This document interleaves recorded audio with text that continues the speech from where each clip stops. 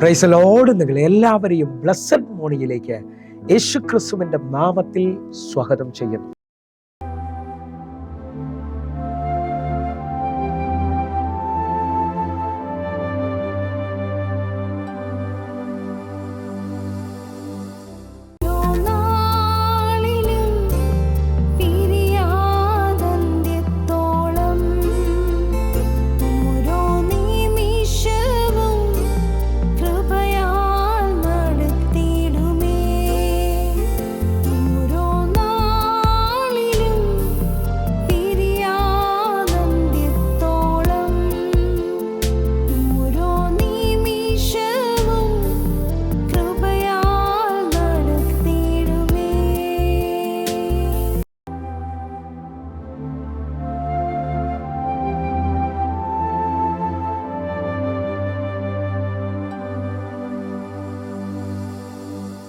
പ്രിയരെ, അനുഗ്രഹിക്കപ്പെട്ട ഒരു പ്രഭാതം കൂടി നമ്മുടെ ജീവിതത്തിൽ അനുവദിച്ച് തന്ന വലിയവനായ ദൈവത്തെ നമുക്ക് ഒരുമിച്ച് ചേർന്ന് നന്ദി പറയാം.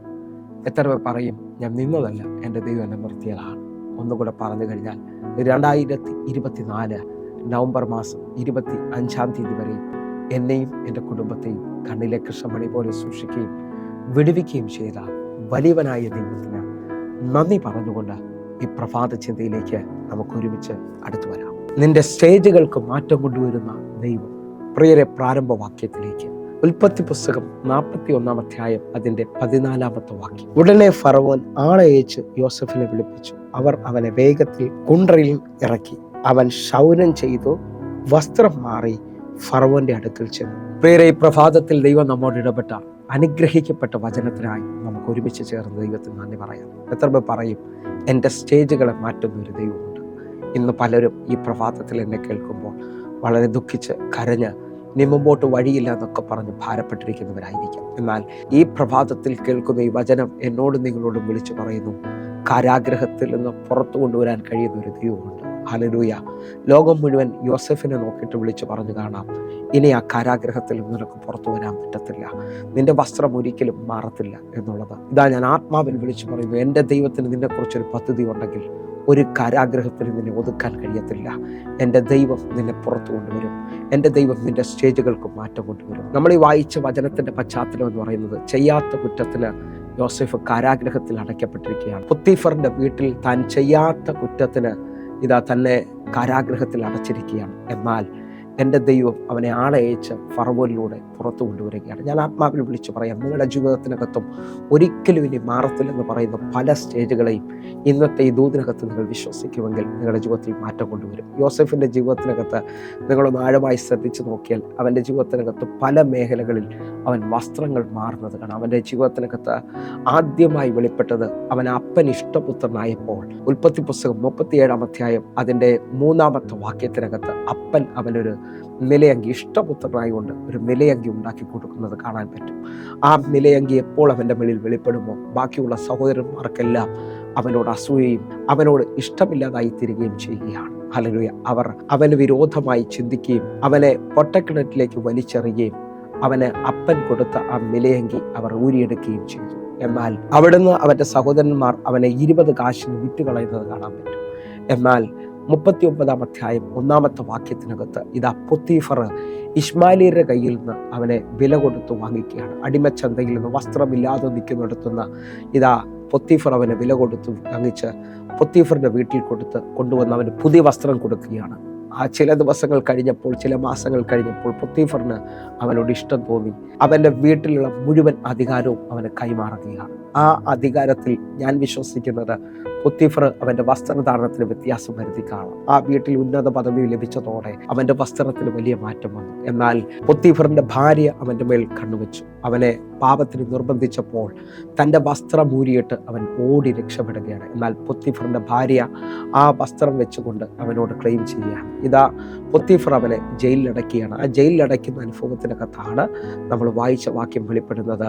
കാരാഗ്രഹത്തിലേക്ക് വന്നപ്പോൾ കാരാഗ്രഹത്തിൽ അവന് പുതിയൊരു വസ്ത്രം വന്നു.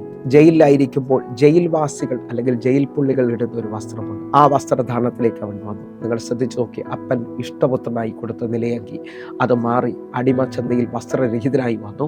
അവിടെ നിന്ന് പൊത്തിഫർ തൻ്റെ വീട്ടിൽ നിന്നപ്പോൾ ഒരു വസ്ത്രം കൊടുത്തു. അവിടെ നിന്ന് ഉയർന്ന തലത്തിലേക്ക് മറ്റൊരു വസ്ത്രം കൈമാറി ഞാൻ വിശ്വസിക്കുന്നു. എന്നാൽ തൻ്റെ ഭാര്യ നിമിത്തം ആ വസ്ത്രവും നഷ്ടപ്പെട്ട് അവൻ കാരാഗ്രഹത്തിൽ അടയ്ക്കപ്പെട്ടു. കാരാഗ്രഹത്തിലായിരിക്കുമ്പോൾ അവിടെ അവനൊരു പുതിയ വസ്ത്രം ലഭിക്കുന്നു. ആ വസ്ത്രത്തിനകത്ത് ഇനി ഒരിക്കലും ഒരു മോചനമില്ലെന്ന് ചിന്തിച്ചുകൊണ്ടിരിക്കുമ്പോൾ ഫറവോൻ ആളയച്ച് അവനെ വരുത്തി, ഇതാ അവന് പുതിയ വസ്ത്രം വിട്ടുകൊടുക്കുകയാണ്. അവിടെ തീരുന്നില്ല കേട്ടോ.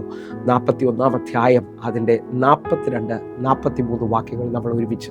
ഫറവോൻ തൻ്റെ കയ്യിൽ ഇരുന്ന മുദ്രാമോതിരം ഊരി യോസേഫിന്റെ കയ്യിലിട്ടു. അവനെ നേർമയുള്ള വസ്ത്രം ധരിപ്പിച്ചു. ഒരു സ്വർണ്ണ സരപ്പണികയും അവന്റെ കഴുത്തിലിട്ടു. 43 വാക്യം. തൻ്റെ 2-ാം രഥത്തിൽ അവനെ കയറ്റി മുട്ടുകുത്തുവിൻ എന്ന് അവന്റെ മുമ്പിൽ വിളിച്ചു പറയിച്ചു. ഇങ്ങനെ അവനെ മിസ്രയീം ദേശത്തിനൊക്കെയും മേലധികാരിയാക്കി. എന്നെ കേൾക്കുന്ന ഒരു യോസേഫിന്റെ മേളിലേക്ക് ഫറവോൻ പുതിയൊരു വസ്ത്രം ഇടുകയാണ്. ആ വസ്ത്രം തന്റെ അധികാരത്തെ വെളിപ്പെടുത്തി. അന്നു മുതൽ യോസേഫ് വ്യത്യസ്തനായി തീരുകയാണ്. അവൻ ആ രാജ്യത്തിൻ്റെ മുഴുവൻ മേലധികാരിയായിത്തീരുന്നു. നിങ്ങൾ വിശ്വസിക്കാൻ പറ്റുമെങ്കിൽ എൻ്റെ ദൈവത്തിന് ഒരുത്തിനെ ഉയർത്താനും താഴ്ത്താനും കഴിയും. നിങ്ങൾ വിശ്വസിക്കാൻ പറ്റുമെങ്കിൽ നീണ്ട നാളുകളായിട്ട് നിന്ന് നിന്ദ, പരിഹാസം നിങ്ങളുടെ മേളിൽ നിന്ന് മാറാൻ പോവുകയാണ്. നിങ്ങൾ ആ പട്ടണത്തിൽ, ആ ഭവനത്തിനകത്ത് തല ഉയർത്താൻ പോവുക. കാരണം നിന്റെ ദൈവം നിന്നെ ഉയർത്തുകയാണ്. ഒന്നുകൂടെ പറഞ്ഞു കഴിഞ്ഞാൽ, എസ്തേറിനെ അപ്പനും അമ്മയും ഇല്ലാത്തവളെ ആ രാജ്യത്തിൻ്റെ രാജ്ഞിയാക്കുവാൻ എൻ്റെ ദൈവത്തിന് കഴിയുമെങ്കിൽ, രാജ്ഞിയുടെ വസ്ത്രധാരണം വ്യത്യസ്തമാണ്. അത് അപ്പനും അമ്മയില്ലാതെ ഒരു നല്ല വസ്ത്രമില്ലാത്തവളെ എൻ്റെ ദൈവത്തിന് ഇഷ്ടം തോന്നി അവളുടെ മേളിലേക്ക് കിരീടം വെച്ചു കൊടുത്തുകൊണ്ട് വസ്തിക്ക് പകരം രാജ്ഞിയാക്കുകയാണ്. ഞാൻ വിശ്വസിക്കുന്നു എൻ്റെ ദൈവം ഈ മെസ്സേജ് കേട്ടുകൊണ്ടിരിക്കുമ്പോൾ തന്നെ ചിലവരുടെ വസ്ത്രധാരണത്തിന്, ചിലവരെ ജോലിക്കകത്ത്, ചിലവരെ ജീവിതത്തിനകത്ത് ഭയങ്കര മാറ്റങ്ങൾ കൊണ്ടുവരാൻ പോവുകയാണ്. നിങ്ങൾ വീട്ടിൽ നിന്നതുപോലല്ല അമേരിക്കയ്ക്ക് പോകുന്നത്. ഹല്ലേലൂയ. അമേരിക്കയ്ക്ക് പോകാൻ പ്രത്യേക വസ്ത്രവും പ്രത്യേകമായ ചില സ്ഥലങ്ങളിലേക്ക് ചെല്ലുമ്പോൾ പ്രത്യേക വസ്ത്രങ്ങളാണ് ഇടുന്നത്. നാട്ടിലെ കേരളത്തിൻ്റെ അറ്റ്മോസ്ഫിയർ അല്ല അയർലൻഡിലേക്കും ഹല്ലേലൂയ UK-ലൊക്കെ ഉള്ളത്. അവിടെ ഇപ്പോൾ തണുപ്പിൻ്റെ സമയമാണ്. ഹല്ലേലൂയ. തണുപ്പിൻ്റെ ഡ്രസ്സ് ഇടാനായിട്ട് നിങ്ങൾ ഒരുങ്ങാൻ തയ്യാറാകുക. നിങ്ങളുടെ ജീവിതത്തിനകത്ത് കാനഡയിൽ ചെല്ലുമ്പോൾ, ഓസ്ട്രേലിയയിൽ ചെല്ലുമ്പോൾ വസ്ത്രധാരണത്തിന് വ്യത്യാസമുണ്ട്. അമേരിക്കയിൽ ചെല്ലുമ്പോൾ വസ്ത്രധാരണത്തിന് വ്യത്യാസമുണ്ട്. നിങ്ങൾ വിശ്വസിക്കാൻ പറ്റുമെങ്കിൽ നിങ്ങളുടെ ജീവിതത്തിനകത്ത് പുതിയതൊന്ന് കർത്താവ് ചെയ്യാൻ പോവുകയാണ്. യെശയ്യാവ് 43 അധ്യായം 18 വാക്യം പറയും, മുമ്പുള്ള ഓർക്കണ്ട, പണ്ടുള്ള നിരൂപിക്കുകയും വേണ്ട, ഇതാ ഞാൻ പുതിയതായി ഒന്ന് ചെയ്യുന്നു. എൻ്റെ ദൈവം പുതിയതൊന്നും നിൻ്റെ ജീവിതത്തിനകത്ത് ചെയ്യുകയാണ്. ഒന്നുകൂടെ പറഞ്ഞാൽ, ദാവീദിനെ അപ്പനും സഹോദരങ്ങളും തെള്ളി അവനൊരു ഇടയ ചെറുക്കനായിട്ട് കാട്ടിൽ നടക്കുന്നത് പ്രത്യേകമായ വസ്ത്രത്തിനകത്താണ്. എന്നാൽ ആ ബാലനെ വിളിച്ചുകൊണ്ട് ദൈവം അഭിഷേകം ചെയ്ത് രാജാവാക്കുമ്പോൾ അവൻ്റെ ജീവിതത്തിൽ വസ്ത്രധാരണം മാറി അവൻ്റെ സ്ഥിതിക്ക് മാറ്റം വരുത്തി. ഞാൻ ആത്മാവിൽ വിളിച്ചു പറയുന്നു, നിങ്ങളുടെ ജീവിതത്തിനകത്തും ഇതേപോലെ തന്നെ അർഹിക്കാനാകാത്ത ചിലത് കർത്താവ് ചെയ്യാൻ പോകുകയാണ്. ഒന്നുകൂടെ പറഞ്ഞു കഴിഞ്ഞാൽ, യേശുവിനെ നിങ്ങൾ ശ്രദ്ധിക്കണം. യേശുവിൻ്റെ ക്രൂശീകരണത്തിനകത്ത് യേശുവിനെ അല്ലെങ്കിൽ ക്രൂശിക്കുന്നതിന് മുമ്പായി അവൻ്റെ വസ്ത്രം ഊരിയെടുക്കുകയും അവനെ ധൂമവസ്ത്രം ധരിപ്പിച്ചതായി കാണുന്നുണ്ട്. ഹല്ലേലൂയ. യേശുവിൻ്റെ വസ്ത്രം അവർ നറുക്കിട്ടെടുത്തു, പങ്കിട്ടെടുത്തു എന്നവിടെ വ്യക്തമായി കാണാൻ കഴിയും. എന്നെ കേൾക്കുന്നൊരു ഉയർപ്പിൻ്റെ ദിവസം ആർക്കും മാറ്റാൻ കഴിയാത്ത മഹത്വത്തിൻ്റെ വസ്ത്രം ധരിച്ചുകൊണ്ട് യേശു പുറത്തു വരികയാണ്. നിങ്ങളുടെ ജീവിതത്തിനകത്ത് വലിയ സ്റ്റേജുകളെ മാറ്റുന്ന, ജീവിതത്തിൻ്റെ അവസ്ഥകളെ മാറ്റുന്ന ഒരു തലം ഈ പ്രഭാതത്തിൽ വെളിപ്പെടുമെന്ന് ഞാൻ വിശ്വസിക്കുന്നു. നമുക്ക് ഒരുമിച്ച് കണ്ണുകൾ അടയ്ക്കാം, പ്രാർത്ഥിക്കാം. ഞങ്ങളെ സ്നേഹിക്കുന്ന ഞങ്ങളുടെ നല്ല കർത്താവേ, പൂർണ്ണ ഹൃദയത്തോടെ എന്നെ കാണുന്ന, എന്നെ കേൾക്കുന്ന ഓരോ മക്കൾക്കുമായി ഞാൻ പ്രാർത്ഥിക്കുന്നു. ഈ പ്രഭാതം മുതൽ ഇവരെ കണ്ണുനീരിൻ്റെ സ്റ്റേജ് മാറട്ടെ, ഇവരെ വിലാപത്തിൻ്റെ സ്റ്റേജ് മാറട്ടെ, ഇവരെ രട്ടിനെ അടിച്ച് സന്തോഷം മുടിപ്പിക്കട്ടെ. എൻ്റെ കർത്താവ് അത് ചെയ്തതിനായി നന്ദി. യേശുവിൻ നാമത്തിൽ ഞാൻ പ്രാർത്ഥിക്കുന്നു. കേൾക്കണം പിതാവേ. ആമേൻ. ആമേൻ. പ്രിയരെ, പ്രഭാത സന്ദേശം നിങ്ങൾക്ക് അനുഗ്രഹമാകുന്നു എന്ന് വിശ്വസിക്കുന്നു. നമ്മുടെ യൂട്യൂബ് ചാനൽ സബ്സ്ക്രൈബ് ചെയ്യും, ഫേസ്ബുക്കിലേക്ക് നിങ്ങൾ ജോയിൻ ചെയ്യുകയും ചെയ്യണമെന്ന് ഓർപ്പിക്കുന്നു. അതേപോലെ തന്നെ എന്നെ കേൾക്കുന്നവരെ ഈ കാണുന്ന നമ്പറുകളിൽ 811 നിങ്ങൾക്ക് വിളിച്ചാൽ നിങ്ങളുടെ പ്രാർത്ഥന വിഷയം പറയാൻ കഴിയും. 9072 വാട്സപ്പ് നമ്പറാണ്. അതിനകത്തേക്ക് മെസ്സേജ് അയച്ചാട്ടെ, ഞാൻ തന്നെ നിങ്ങൾക്ക് റിപ്ലൈ ചെയ്യും. കർത്താവ് നിങ്ങൾക്ക് വേണ്ടി വലിയ കാര്യങ്ങൾ ചെയ്യട്ടെ. എല്ലാ ദിവസവും വൈകിട്ട് 6 മണിക്ക് നമുക്ക് സൂമിൽ ആരാധന നടക്കുന്നു. നിങ്ങളെ ക്ഷണിക്കുകയാണ്, നിങ്ങൾ കടന്നു വരണം. കർത്താവിൻ്റെ വലിയ കാര്യം നിങ്ങളെ കാക്കുമാറാകട്ടെ. കർത്താവ് നിങ്ങളെ അനുഗ്രഹിക്കും. God bless you. Amen.